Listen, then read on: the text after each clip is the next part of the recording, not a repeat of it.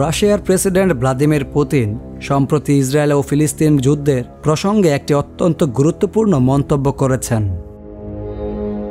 তিনি সতর্ক করে দিয়েছেন যে এই সংঘর্ষ যদি অব্যাহত থাকে তাহলে তা শুধুমাত্র মধ্যপ্রাচ্যেই সীমাবদ্ধ থাকবে না, বরং গোটা বিশ্বকেই অস্থিতিশীল করে তুলতে পারে।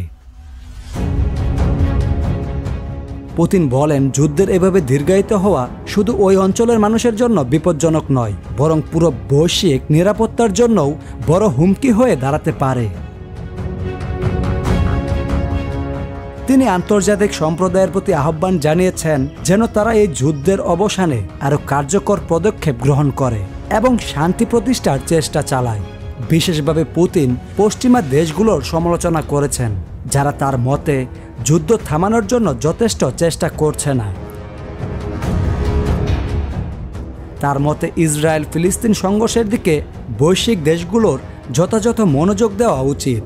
তা না হলে এটি খুব দ্রুত বিশ্বব্যাপী রাজনৈতিক ও সামরিক উত্তেজনার সৃষ্টি করতে পারে।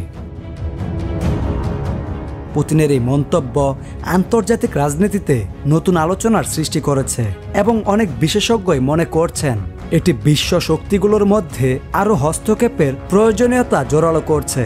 এই মন্তব্যে পুতিন বিশ্ব নেতাদের জন্য একটি গুরুত্বপূর্ণ বার্তা দিয়েছেন, যাতে তারা দ্রুত এবং কার্যকরভাবে এই সংঘর্ষে শান্তিপূর্ণ সমাধান খুঁজে বের করার জন্য একত্রিত হয়।